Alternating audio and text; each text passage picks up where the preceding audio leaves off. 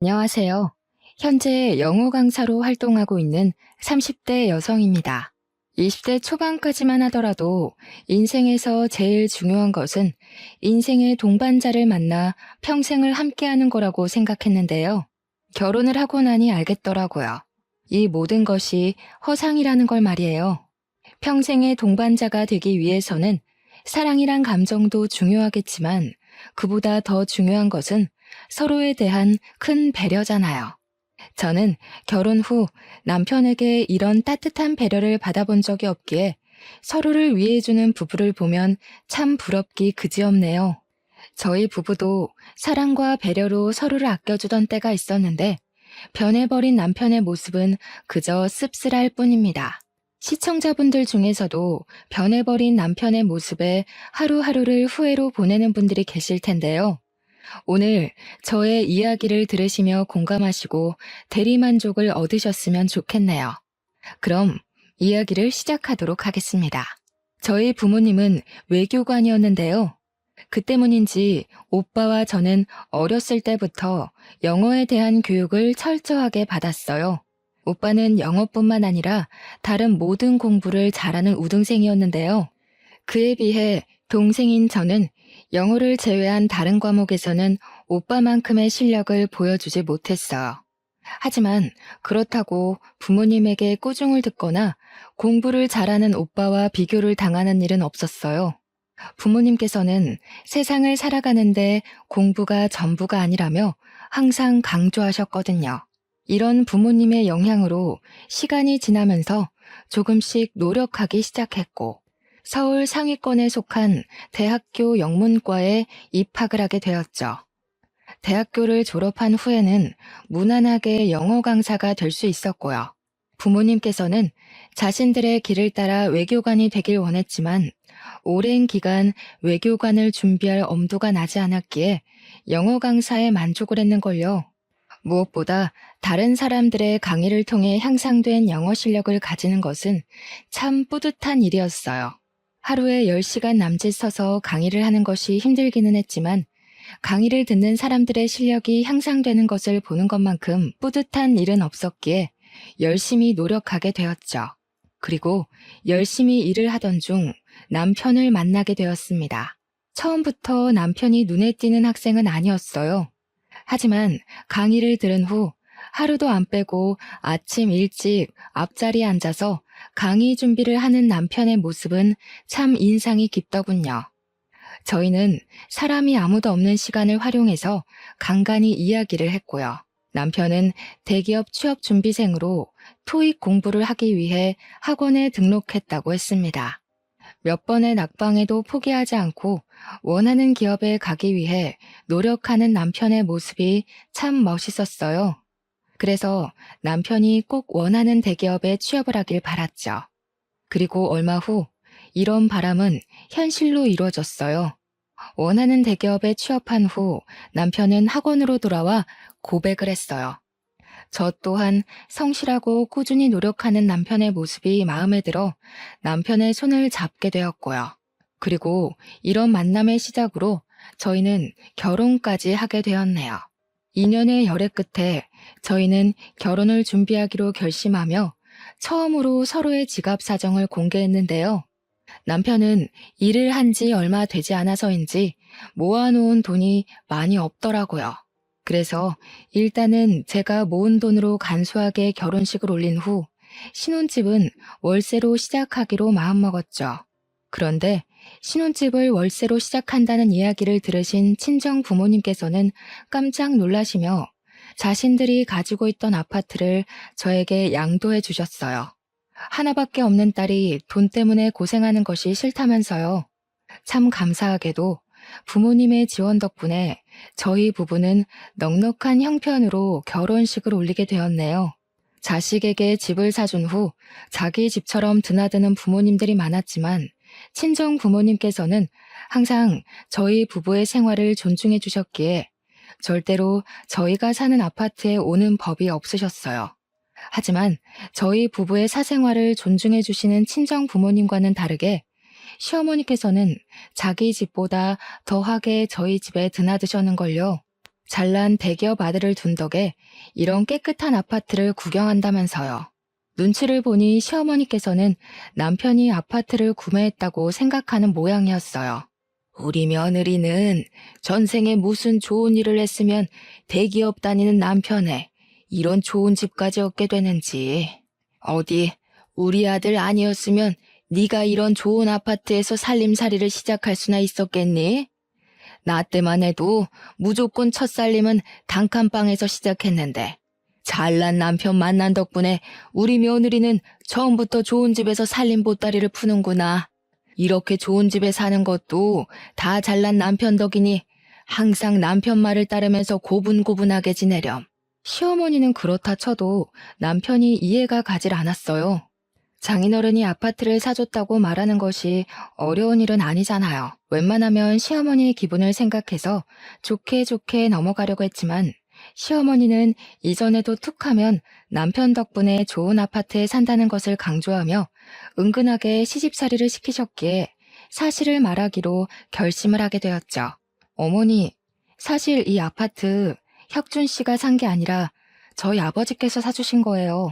그동안은 어머님 기분 망치고 싶지 않아서 일부러 말씀드리지 않았지만 계속 숨기는 게 서로한테 좋을 것 같지는 않아서요. 그럼 이 아파트가 우리 아버 명의가 아니라 네 친정아버지 명의란 말이냐? 시어머니께서는 아파트가 남편 명의가 아니라는 것에 큰 충격을 받은 듯 싶었어요. 그럴 수밖에 없었습니다. 시어머니께서는 그동안 아파트를 걸고 넘어지며 남편에게 아침 식사를 차리는 것을 강요하는 것은 물론 저희 집안 살림까지 강요를 하셨거든요. 아파트가 제 명의라는 것을 들은 시어머니께서는 한숨을 푹 내쉬더니 갑자기 제 손을 잡으시더군요. 아가, 친정아버지께서 이 좋은 아파트를 사주신 건 참 감사한 일이지만 아파트는 우리 아범 명의로 돌리는 게 어떻겠니? 남자가 가진 게 많아야 든든한 마음으로 큰 일을 할 수 있는 법인데 이 좋은 아파트가 마누라 명의여 봐라. 어디 주눅 들어서 큰일이나 할 수 있겠니?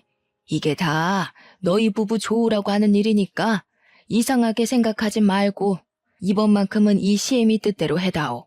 그리고 여자 혼자 이런 으리으리한 집 가지고 있다는 말이라도 돌아봐라. 남 얘기 떠드는 거 좋아하는 옆에 애들이 가만히 있나? 아무리 그래도 아파트 명의를 혁준 씨 단독 명의로 올리는 건 안 될 것 같아요.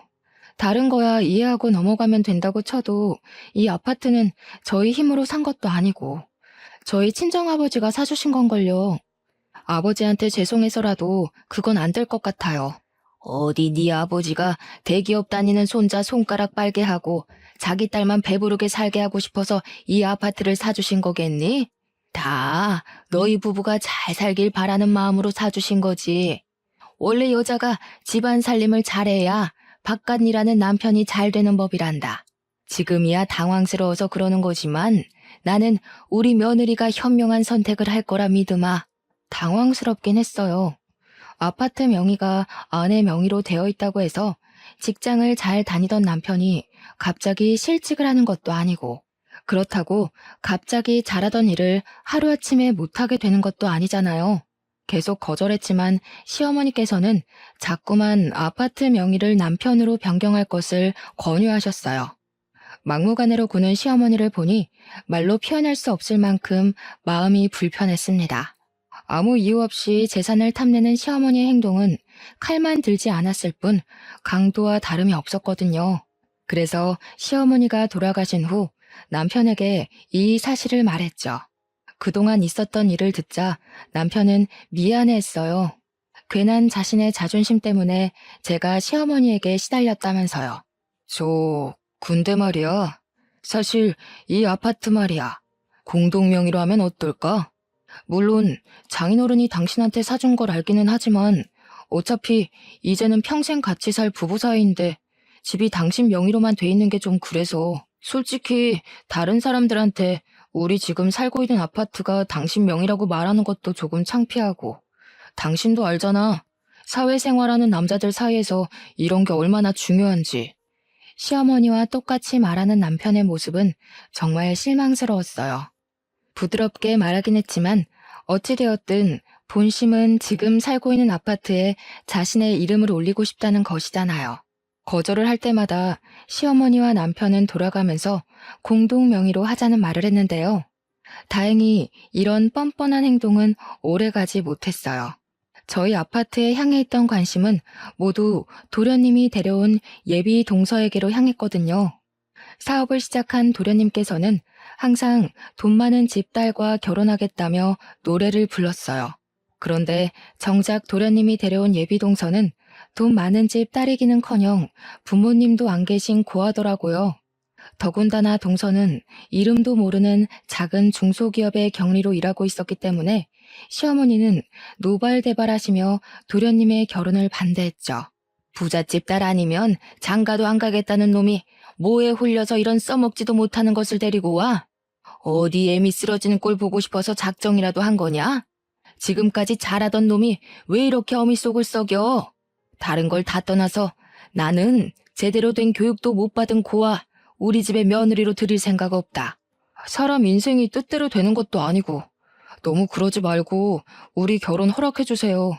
이미 뱃속에 애까지 있는데 이제 와서 결혼을 물을 수도 없잖아요. 뭐?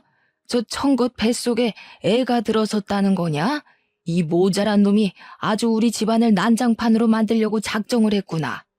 어디 저런 천것한테 내 손주를 볼 수가 있어?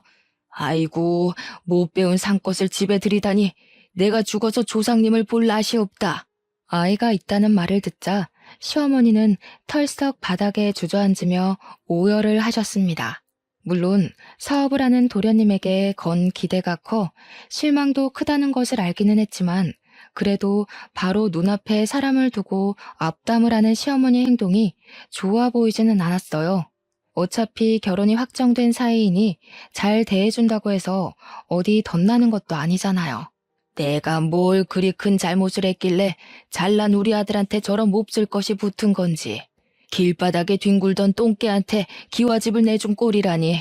앞으로 나는 무슨 낙으로 살고. 시어머니께서는 채통도 잊은 채 바닥에 엎어져 펑펑 우셨어요. 옆에 있던 예비동서는 몸둘 바를 모르며 우왕좌왕했고요. 인사를 온 첫날부터 푸대접을 받는 예비동서를 보니 참 마음이 좋지 않았습니다. 뱃속에 아기가 있다는 것은 누구에게나 축복받을 만큼 행복한 일인데 시어머니로 인해 모든 것이 망가진 거잖아요. 예비동서를 못마땅하게 생각하긴 했지만 이미 뱃속에는 도련님의 아이가 있었기에 시어머니께서는 울며 겨자 먹기로 결혼식을 허락하셨는데요. 진짜 문제는 결혼을 한 후였어요. 결혼 후 도련님 부부와 합가를 한 시어머니는 악랄하다는 소리가 날 정도로 동서를 괴롭히셨거든요. 임신 후 입덧으로 힘들어하는 동서에게 삼시세끼를 차리라고 하는 것은 물론 힘든 이불 빨래까지 일주일에 한 번씩 시키더라고요. 어쩌다 한 번 동서가 힘들다는 소리만 하더라도 시어머니께서는 도끼 눈을 뜨며 동서를 타박하셨습니다. 길바닥에 뒹굴던 똥개 주제에 분에 넘치는 우리 아들 만나서 등 따시고 배부르게 살면 밥값이라도 해야 될 거 아니냐? 돈 없으면 몸으로라도 때워야지. 나는 우리 아들한테 도움 하나 안 되는 며느리한테 착한 시엠이 될 생각 없으니 임신했다 핑계대면서 머리 굴릴 생각하지 않는 게 좋을 게다. 저도 웬만하면 다 하겠지만 입덧 때문에 음식 냄새 맡기가 너무 힘들어서요. 입덧이 잠잠해질 때까지만 근처 반찬 가게에서 사온 밑반찬으로 식사 준비하면 안 될까요? 부모한테 예절 교육을 제대로 못 받아서 그 모양인 거냐? 아니면 임신했다고 유세 부리면서 시애미한테 대들려고 하는 거냐? 어디 우리 아들 덕분에 집에서 편하게 있는 주제에 공짜로 놀고 먹으려고까지 들어? 삼신할매도 참 너무하시지. 어떻게 모자라도 한참 모자란 청껏한테 우리 아들 핏줄을 점지해 주신 건지. 죄송합니다. 제가 너무 주제 넘었던 것 같아요. 그래도 양심은 있어서 다행이구나. 숟가락 하나 안 들고 온 주제에 편하게 지내려고 숟까지 쓰면 어쩌나 걱정했는데 아범이 오늘 꽃게탕 먹고 싶다고 했으니 장에 가서 냉장고에 있는 꽃게 손질부터 해라. 시어머니에게 시달림을 받은 동서를 보니 안타까움이 이루 말할 수가 없더군요. 그래서 일주일에 한 번씩은 꼭 시댁에 방문하게 된 것이죠. 최소한 제가 가면 조금이라도 일손을 거둘 수 있으니까요.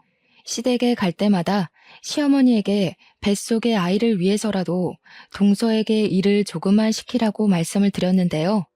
아무 소용이 없었습니다. 시어머니께서는 앞에서만 듣는 척을 하고 또 그 다음날이 되면 똑같은 방법으로 동서를 괴롭히셨거든요. 시어머니에게 시달림을 받는 동서를 보니 덜컥 걱정이 됐어요.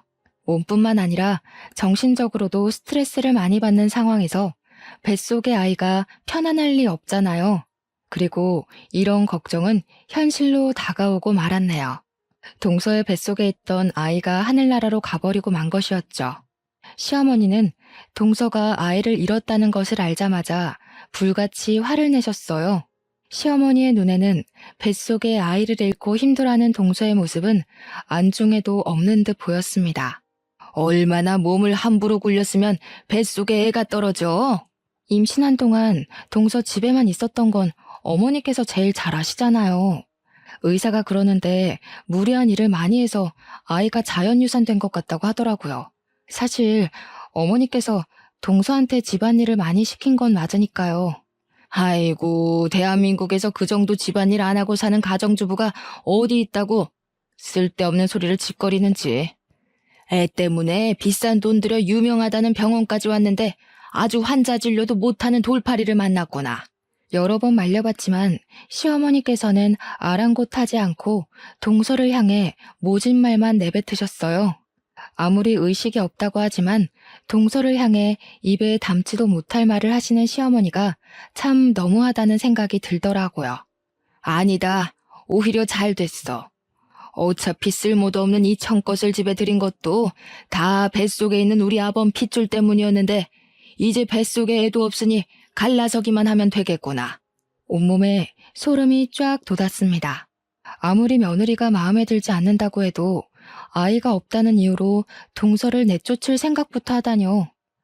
설마 하며 지켜보니 시어머니께서는 바로 도련님에게 전화해 당장 동서와 이혼하라는 말을 남기셨어요.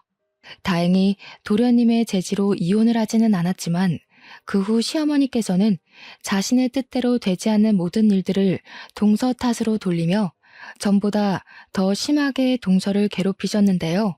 아직 다 아물지도 않은 몸으로 괴롭힘을 당하는 모습을 도저히 지켜볼 수가 없었고 저희 집에 동서를 데리고 오게 되었네요.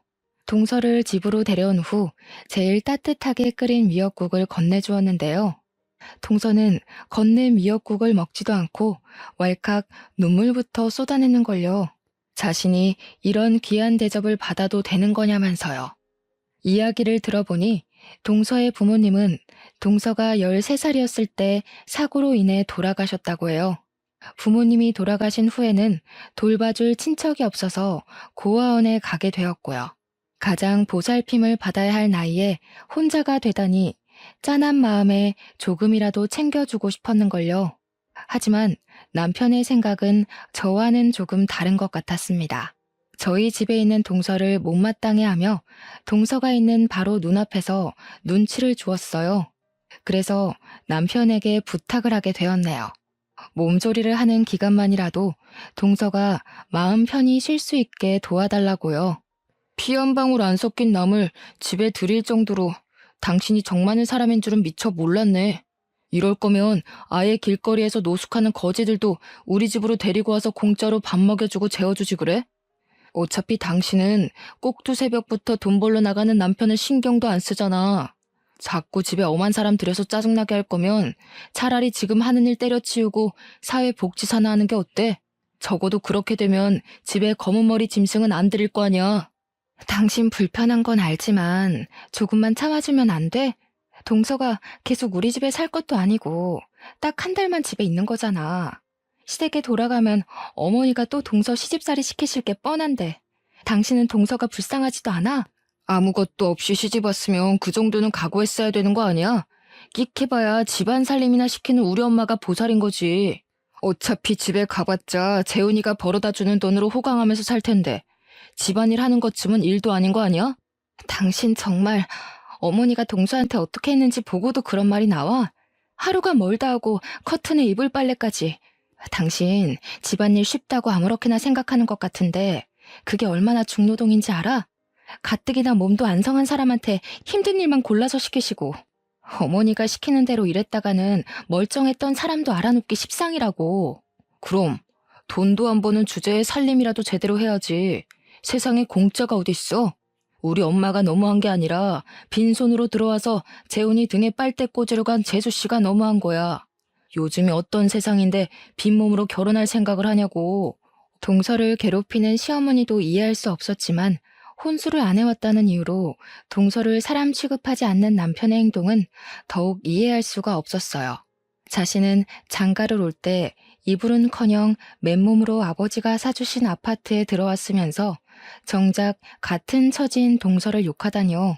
다른 사람들이 다 동서에게 손가락질을 한다고 해도 남편은 그러면 안 되는 거잖아요. 그 후에도 남편은 계속해서 동서에게 눈치를 주었고 결국 동서는 한 달을 다 채우지 못하고 시댁으로 가게 되었죠. 안타까운 마음에 어떻게든 동서를 도와주고 싶었지만 굴뚝 같은 마음과는 달리 더 이상 동서를 도와주지 못하게 되었어요.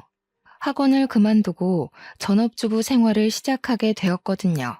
결혼 후에도 무조건 맞벌이를 해야 한다는 확고한 남편의 뜻 때문에 어떻게든 참고 일해보려 했지만 몸에 그동안 받았던 스트레스가 쌓여서인지 참을 수가 없더군요.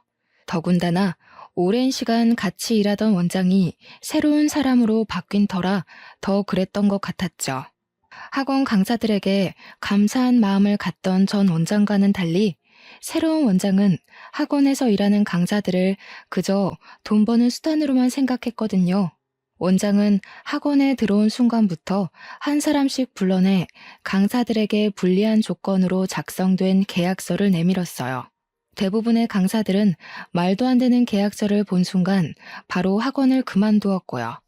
저 또한 계약서를 본 순간 학원을 그만두려고 했는데요. 원장은 계약서에 남아있는 기간을 내세우며 발목을 잡았습니다. 학원에서 제일 인지도가 있었던 강사를 적은 금액으로 굴리고 싶었던 거겠죠. 결국 계약서로 인해 발목이 묶여 어쩔 수 없이 일을 하게 되었네요.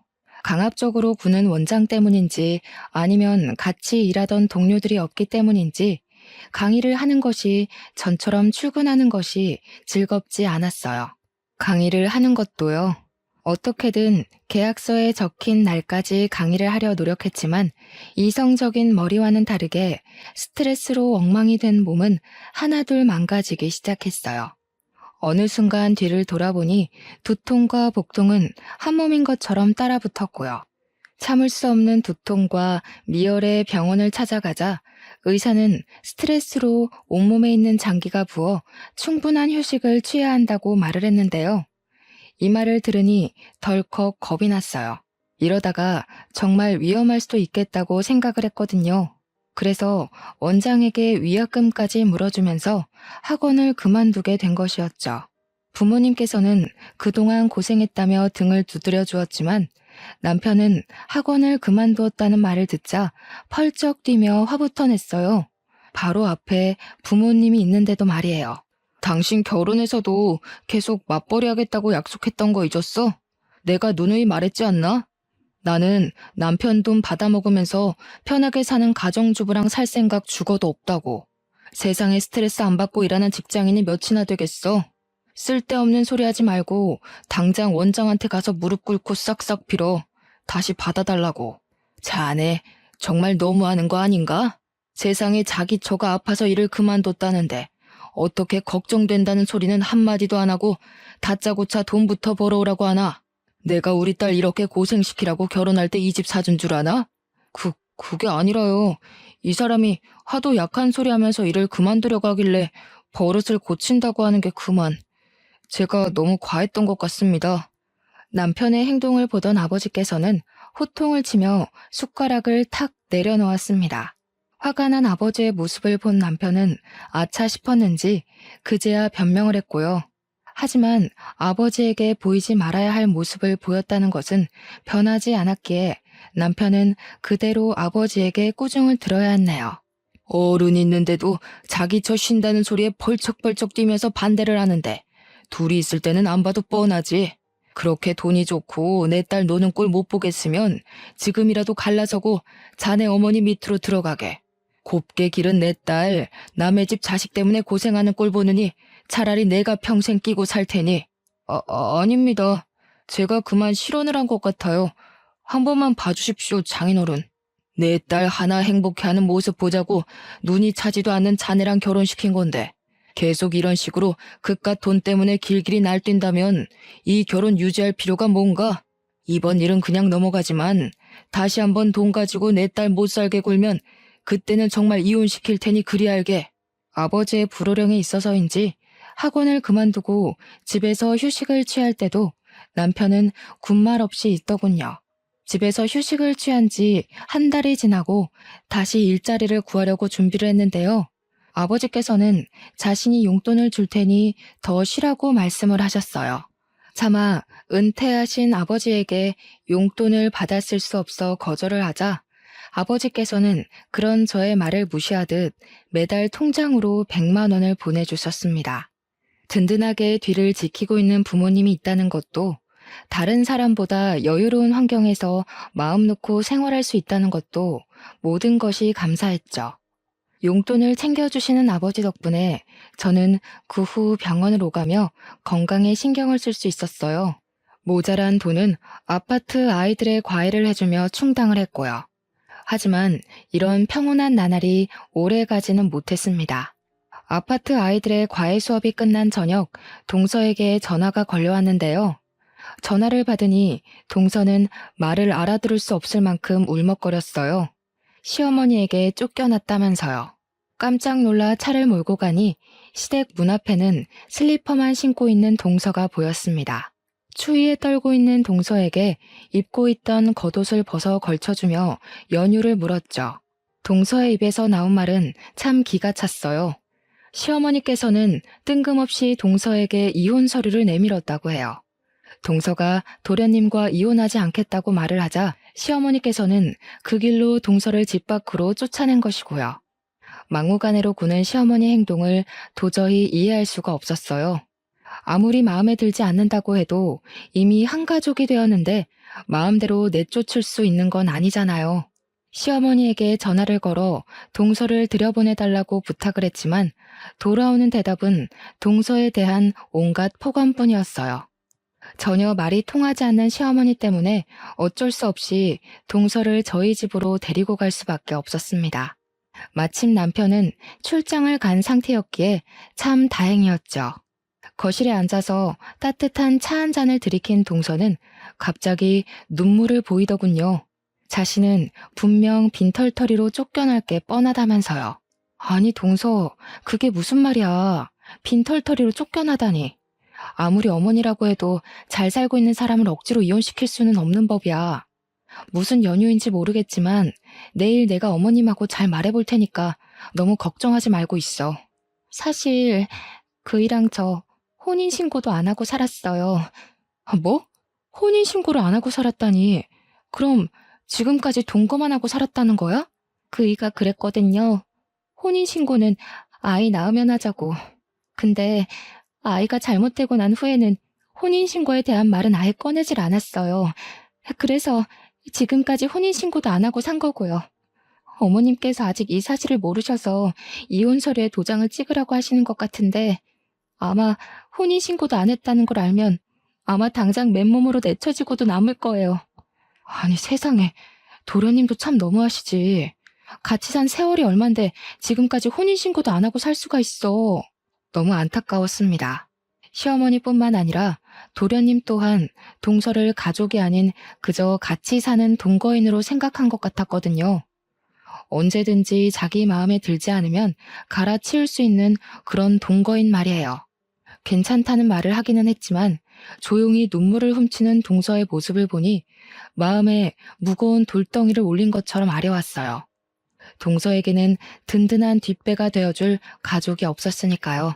그래서 동서가 완전히 정착을 할 수 있도록 도와주자고 마음을 먹은 것이고요.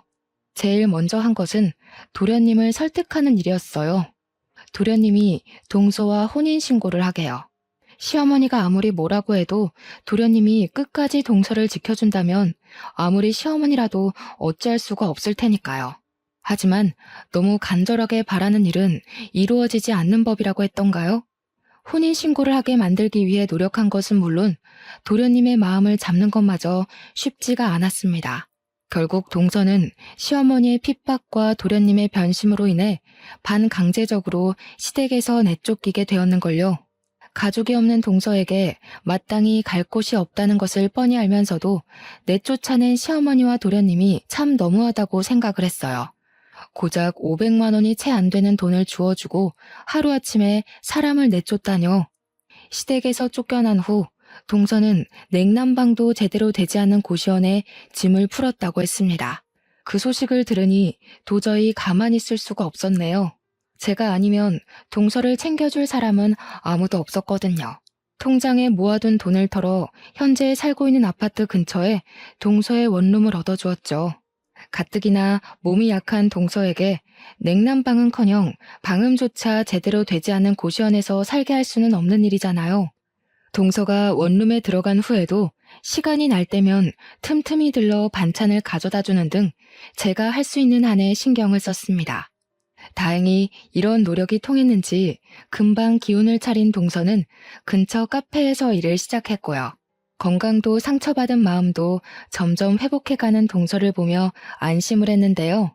동서가 쫓겨난 지 2달이 되던 날 시어머니가 왜 동서를 쫓아내려고 길을 썼는지 알게 되었네요. 시어머니의 생신을 맞아 시댁에 찾아갔는데요. 뒤늦게 나타난 도련님께서는 결혼을 하겠다며 한 여자를 데리고 왔는데요. 이야기를 들어보니 여자는 억소리가 절로 나오는 부잣집 딸이더군요.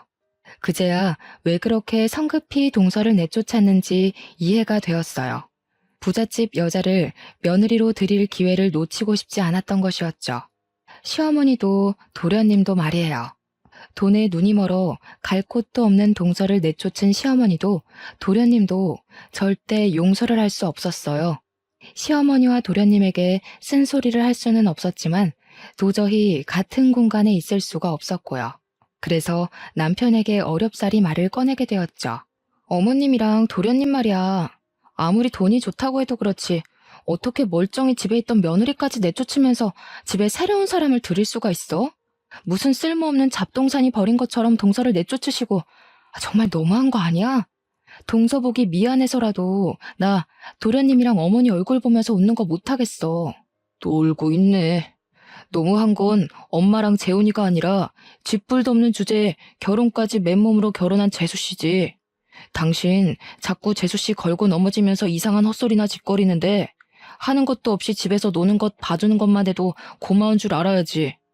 재수씨처럼 쫓겨나기 싫으면 쓸데없는 소리 하지 말고 잘해. 어휴, 재훈이 자식은 부자인 마누라 만나서 강남 아파트에 외제차까지 받았다는데 내 처지는 이게 뭔지. 아파트는커녕 있지도 않은 동서 타령하며 시댁 행사에도 빠지려는 여자랑 사니 말이야. 내 처지가 비 맞은 생쥐랑 다를 게 없다. 다를 게 없어. 당신 지금 내가 시댁 행사 가기 싫어서 꾀부리는 거라고 생각하는 거야? 그럼 아니야? 있지도 않는 사람 걸고 넘어지면서 요리조리 피하려고 하는 거 보면 맞구만. 지금 당신이 장인어른이랑 장모님 믿고 설치는 것 같은데 지금 당장만 생각하지 말고 나한테 잘해. 장인어른이고 장모님이고 돌아가시면 고아나 다름없는 당신 걷어줄 사람은 나밖에 없으니까. 아무 상관없는 남처럼 이야기하는 남편을 보니 남자는 결혼을 하면 남의 편이 된다는 말이 무슨 말인지 온몸으로 깨닫게 되었습니다. 다정한 모습 하나만을 보고 결혼했는데 모든 것이 거짓이었던 것이죠. 재혼을 한 도련님은 말 그대로 승승장구를 했어요. 부자인 처가댁의 도움을 받아 넓힌 사업이 그야말로 대박을 터뜨렸거든요. 시간이 지날수록 잘 사는 도련님에 비해 동서는 참 많은 고생을 했네요. 카페 일로는 수입이 일정치 않아 밤에는 식당 종업원 일까지 하며 참 어렵게 살았으니까요.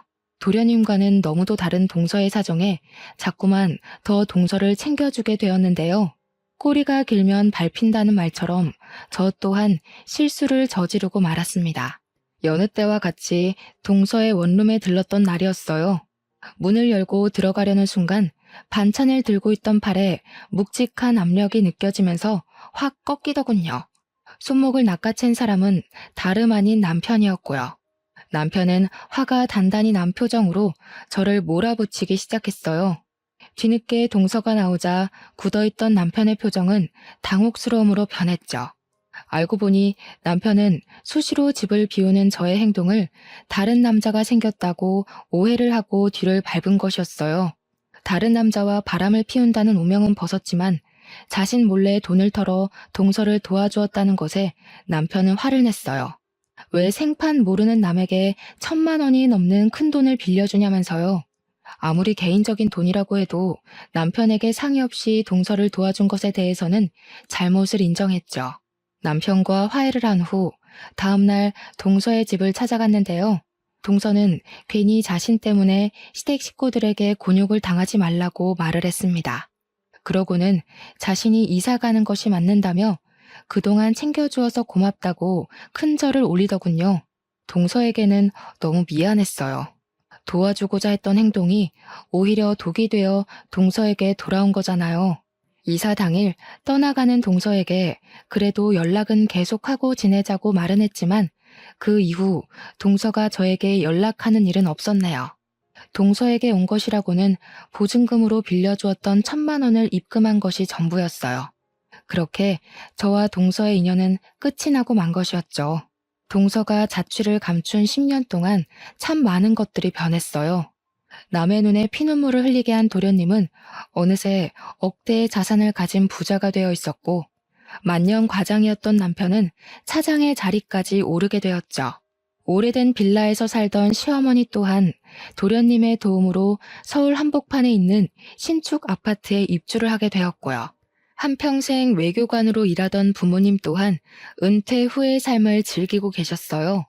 어머니께서는 주재원인 오빠를 따라간 새언니의 출산 준비를 돕고 있었고, 한국에 남은 아버지께서는 골프를 배우며 여유로운 생활을 즐기셨는걸요. 하지만 하늘은 빠르게 찾아온 행복을 시샘하는 것 같았어요. 그러지 않고서는 저에게 가장 큰 기둥이었던 아버지의 건강을 뺏어갔거든요. 갑자기 쓰러진 아버지에게 병원은 뇌졸중 판정을 내렸어요. 불행 중 다행히도 초기에 발견을 했기에 바로 수술을 할 수 있었죠. 생명에 지장은 없었지만 가장 큰 문제는 아버지께서 일상적인 생활을 할 수 있을 때까지 재활치료를 해야 한다는 거였습니다. 남편은 집으로 아버지를 모시고 오는 것을 극구 반대했기에 어쩔 수 없이 친정과 집을 오가며 아버지를 병간호할 수밖에 없었네요. 꾸준한 재활치료를 한 덕분인지 6개월 동안 아버지의 상태는 참 많이 좋아졌어요. 참 다행이었죠. 그런데 남편은 이런 아버지의 상태를 모르는지 뜬금없는 소리를 하더군요.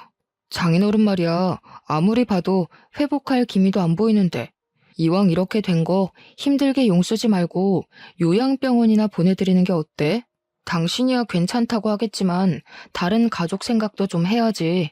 언제까지 침이나 질질 흘리는 양반 때문에 시댁 식구들도 나 몰라라 하고 살 거야. 집안 살림하는 것도 시댁 식구들 행사 챙기는 것도 아버지 병간호 핑계대면서 소홀하게 한 적이 없는데 도대체 그게 무슨 말이야? 아버지 재활치료하면서 상태 좋아지셨고 이제 곧 일상생활 할 수 있을 정도로 회복되실 거야. 회복되기는 무슨. 아직 자기 손으로 밥도 제대로 못 드시더구먼. 밥숟가락 들 힘 없으면 그건 끝난 거야. 병원이야 환자 하나 구슬려서 돈 빼먹으려고 입 발린 소리 하는 거 몰라? 차도도 없는 양반한테 신경 쓸 시간 있으면 집에 혼자 있는 우리 엄마한테 가서 말동무나 해드려. 당신은 내가 친정 오가면서 아버지 병간호하는 게 그렇게 꼴보기가 싫어? 그래, 아주 눈꼴 싫어서 죽겠다. 허구한 날 친정에 가 있는데 좋아할 사람이 어디 있어. 결혼한 여자는 출가 외인이라는 말도 몰라? 괜히 쓸데없는 짓거리 하지 말고 이 정도로 경고했으면 장인어른 요양병원에 보내고 와. 어머니가 우리 아버지 같았어도 당신 이렇게 말할 수 있어? 어머니뿐만 아니라 아파서 누워있는 당신한테 내가 요양병원이나 가자는 말 하면 좋겠냐고. 당연히 나나 우리 엄마 아프면 당신이 병간호 해야지. 그게 아니면 왜 며느리가 필요한데? 당신 아직도 자기가 일급수에 사는 물고기인 줄 알고 나대는 모양인데 장인 어른도 막간마당에 일급수는 무슨 이혼녀 딱지 달고 쫓겨나고 싶지 않으면 이쯤에서 당장 정리해. 친정아버지는 요양병원에 보내고 시어머니나 자신은 제가 병간호를 해야 한다니 적반하장으로 나오는 남편의 태도에 기가 차다 못해 어이가 없었네요. 친정아버지를 애물단지 취급하는 남편의 모습을 보며 처음으로 이혼을 결심하게 되었습니다. 잘못된 행동을 하는 사람은 고쳐서 살 수 있지만 자신이 이기적인 행동을 하는 사람하고는 같이 살 수가 없었어요. 이기적인 행동은 절대 고칠 수가 없으니까요. 마음을 굳게 먹기는 했지만 가족 없이 혼자서 이혼 준비를 하는 것은 쉽지가 않았어요. 어머니야, 한국으로 와달라 부탁을 하면 오실 수 있었지만 칠삭동이로 나와 위독한 조카로 인해 근심 걱정을 하는 어머니에게 또다시 걱정거리를 얻을 수가 없었습니다. 그래서 이혼 준비를 혼자 하기로 했는데요. 이혼하겠다고 선언을 하자 시어머니는 다짜고짜 집으로 찾아와 행패를 부렸어요. 이혼을 하면 맨몸으로 쫓겨날 거라면서요. 아버지가 사주신 아파트를 자신의 것처럼 요구하는 시어머니의 행동은 이루 말할 수 없을 정도로 경멸스러웠습니다. 시어머니에게 씻을 수 없는 모욕을 당한 후 저는 친정에서 지내며 이혼 변호사를 찾아 헤맸어요. 변호사 상담을 하면 할수록 마음은 참 힘들어졌습니다. 마음에 드는 변호사를 찾는 일은 하늘의 별 따기만큼 힘들었거든요. 실력 좋기로 소문난 변호사의 몸값은 감당하기 힘들 정도로 비쌌어요. 그렇다고 동네에서 작은 사무실을 운영하는 변호사를 찾기에는 마음이 편치 않았고요. 결국 이혼을 포기해야 하나라는 고민까지 하게 되었죠. 그런데 마지막 변호사 상담을 받고 나오는 길에 전화 한 통이 걸려왔어요. 전화를 한 사람은 다름 아닌 동서였죠. 만나자는 동서의 말에 뛸 듯이 기뻐 바로 약속을 잡고 말았어요. 동아줄이라고는 보이지 않는 답답한 현실이지만 동서를 만난다면 그래도 숨통이 트일 것 같았거든요. 10년 만에 본 동서의 얼굴은 어쩐지 더 좋아 보였어요. 이야기를 들어보니 동서는 좋은 사람을 만나 재혼을 하고 아이까지 둘이나 낳았다고 하더라고요. 행복하다는 동서의 말에 기쁘기도 했지만 동시에 씁쓸하기도 했네요. 잘 살고 있는 동서와 고통받고 있는 저의 모습이 너무 비교가 되었으니까요. 저도 모르게 눈물을 보이자 동서는 깜짝 놀라며 손수건을 건네주었어요. 가슴에 있던 걱정거리와 고민을 털어놓자 동서는 제 손을 맞잡아 왔습니다. 형님, 이제부터는 제가 도와드릴 테니 아무 걱정하지 말고 저만 믿으세요. 동서가 무슨 수로? 그동안 부자 남편이라도 만난 거야? 남편 도움받을 거면 이렇게 큰 소리 못 치죠. 그리고 형님 일인데 어떻게 다른 사람한테 맡길 수 있겠어요. 제가 직접 나서야죠.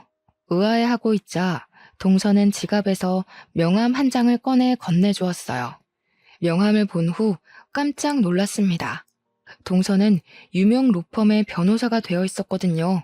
아무리 10년이면 강산이 변한다고 해도 아무런 도움 없이 변호사가 되다니 놀라지 않을 수가 없었죠. 한 번 사는 인생인데 부모 없는 고아라는 이유로 쫓겨나고 보니 참 서럽더라고요. 형님한테 도움만 받는 제 모습을 보는 것도 너무 초라했고요.